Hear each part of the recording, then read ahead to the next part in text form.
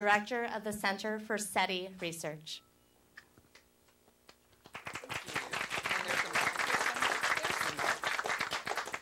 Wow. It was hard getting here from Berkeley this morning, but I'm delighted to be here.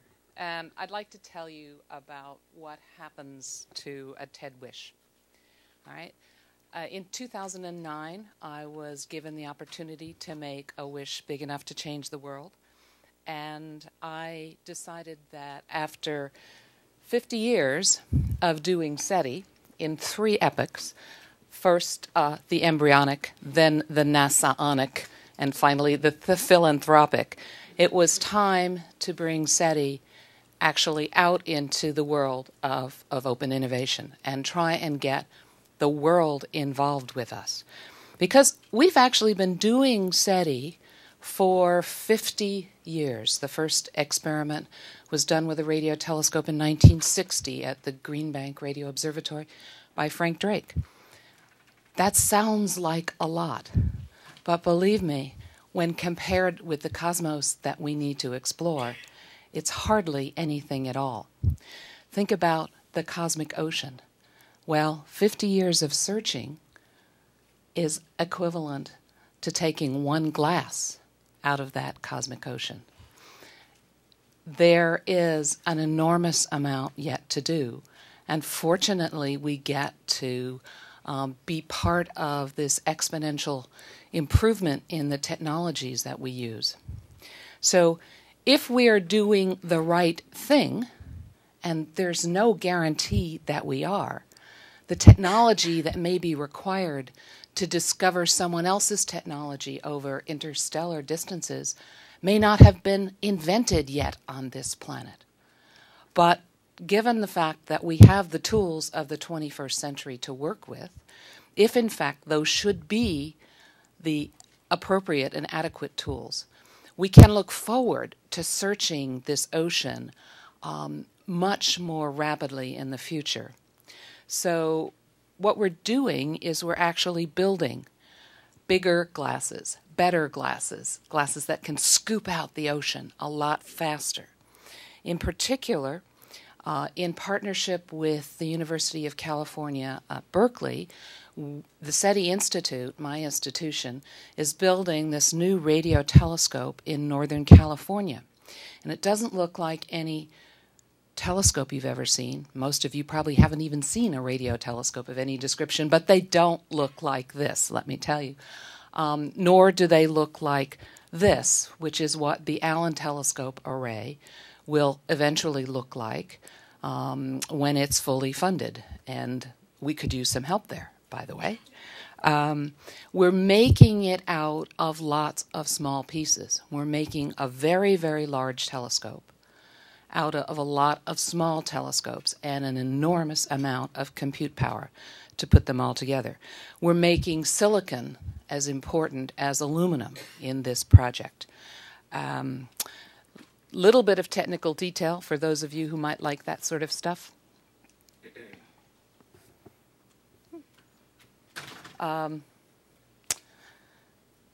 Let's go on. Right. So this is a type of technology that's called LNSD, a large number of small dishes to build a telescope. And the reason that you do that is the amount of sky that a single telescope looks at is inversely proportional to the diameter of the telescope. So when I use the world's largest telescope in Arecibo, it's like looking through a soda straw. That's 1,000 feet across, that telescope. Here we have 20-foot telescopes. And that looks at an amount of the sky that's about 5 times as big as the full moon. A lot of sky at once. Now, a little telescope doesn't collect many radio waves. It's not very sensitive. But if you put a lot of telescopes, a lot of little telescopes together, you get a very sensitive instrument. And the fine detail that you can see on the sky, what we call spatial resolution, is determined for a single dish also by the diameter of the dish. So a bigger dish sees finer scale. It's the same scale that is the field of view. But with a lot of telescopes, The spatial resolution that you get is set by how far apart you put those telescopes. So in the array in Northern California at Hat Creek, our telescopes will be spread out over 1 kilometer. So we can see fine detail on the sky as if we had a single telescope that was 1 kilometer in diameter. We've built this telescope to do SETI and radio astronomy at the same time, a process that we call commensal observing. That's our neighbor galaxy on the sky. That's the moon to the same scale. It's 0.5 degree across. Andromeda's 2.5 degrees across. There's the amount of sky I can see with the Arecibo telescope. Not a lot. They've recently made it better by putting 7 different receivers in the focal plane of the telescope, so you can look at 7 small pieces of the sky at once. But here's the amount of sky I look at with the array of small telescopes. And what we can do is we can make a radio picture of the sky with a few, almost 20,000 pixels in it. And each one of those pixels has 1024 colors, or frequency channels. And so my radio astronomy colleagues map the cosmos this way. And while they're doing that, I use some other equipment. So they have a wide-angle radio camera that can take a snapshot of the sky, map it very quickly. And while they're doing it, I use other equipment, and I phase up the antenna. So I can pick out 3 individual pixels from that large field of view, and I place those pixels on stars that I want to look at to see if there are any technological civilizations orbiting them.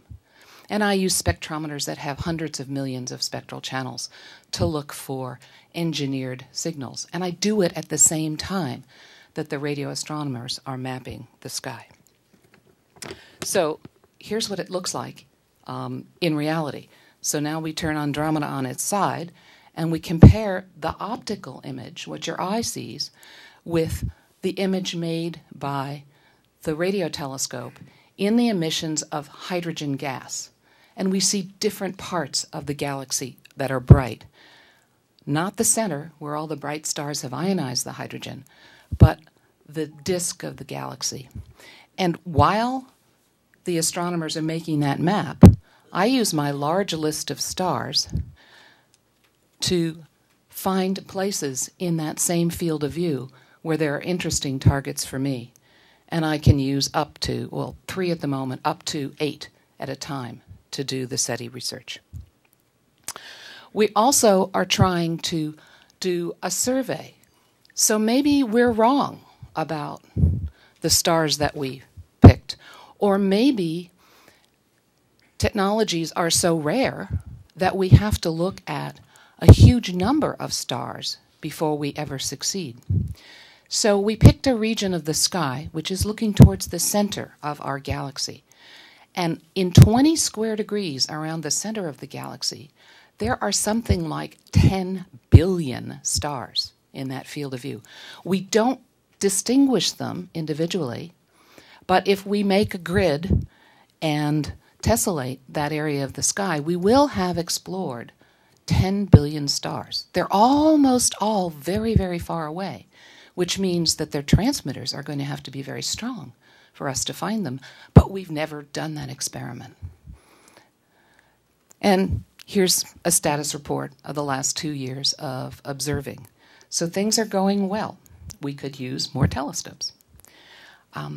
But the problem with SETI, as was pointed out very graphically by Alan Stern, who used to head the astrophysics at NASA, is the number of people actively working on SETI could fit in a phone booth.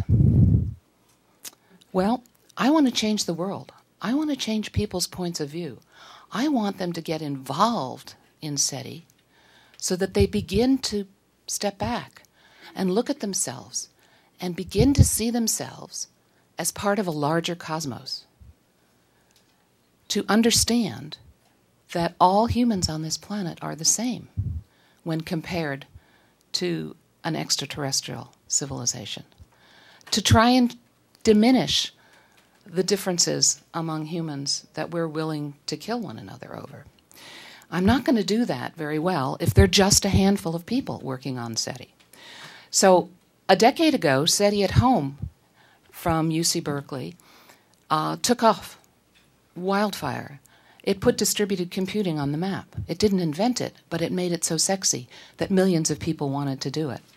Well, those millions of people are leaving their PCs on, but they're not thinking about SETI. I want to get them actively involved in the process of SETI so that we can change their viewpoint. So that was the TED wish. I wish that TED would empower Earthlings everywhere to become active participants in the ultimate search for cosmic company. And I think that participating in this search has the effect of holding up a mirror to all of us and making the point that we're not Californians or Americans. We are, in fact, all Earthlings. And how do we get the world involved?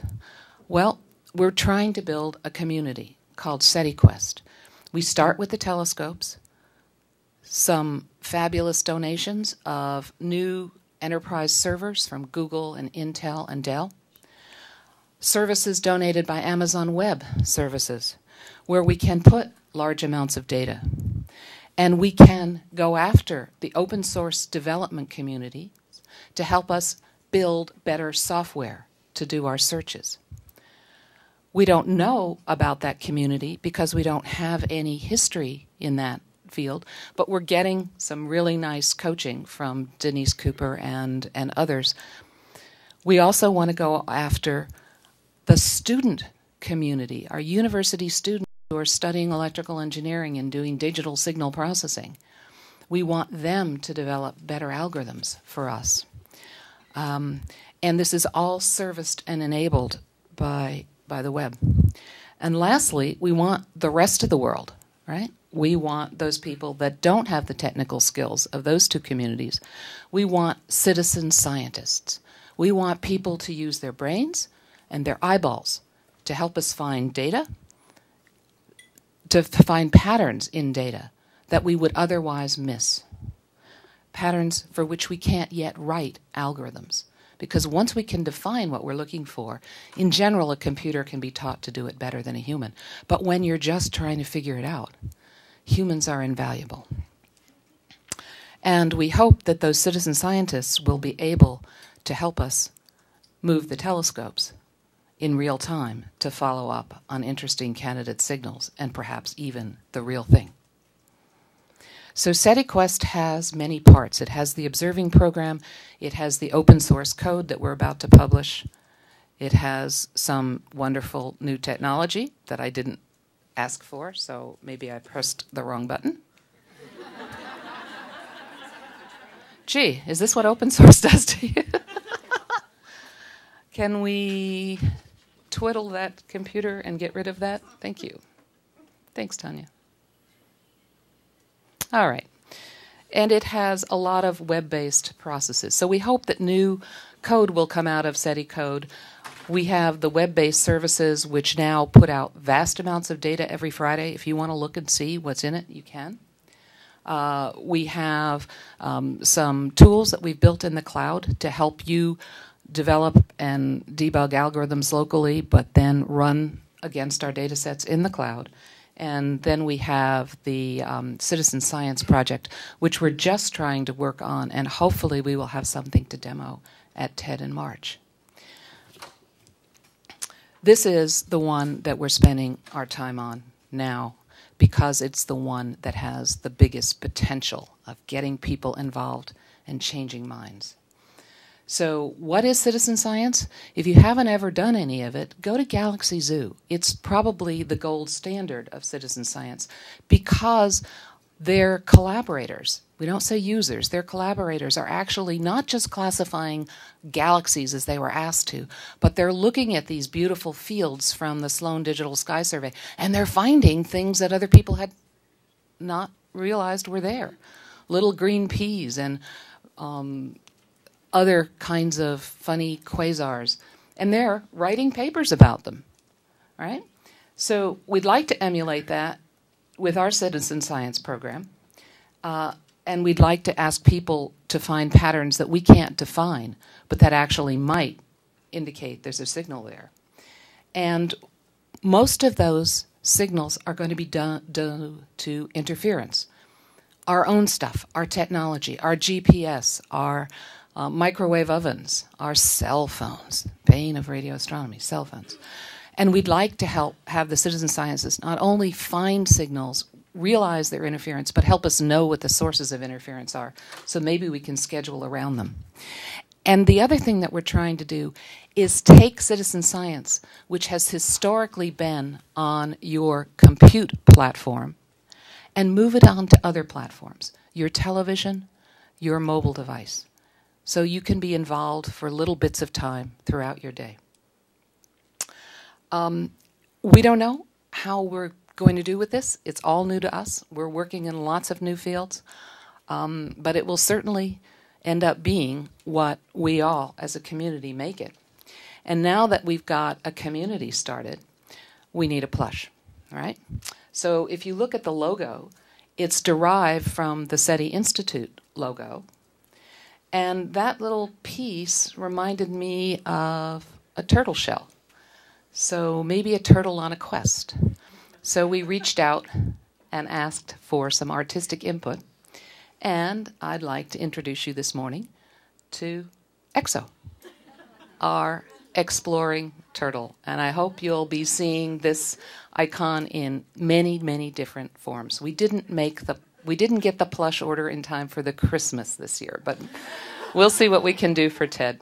Anyway, I hope this will be popping up in many places that you interact with, that young people interact with, and that we, in fact, can get the world involved in this global challenge. Thank you.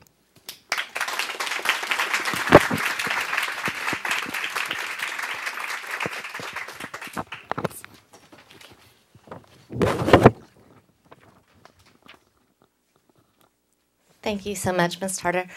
Our next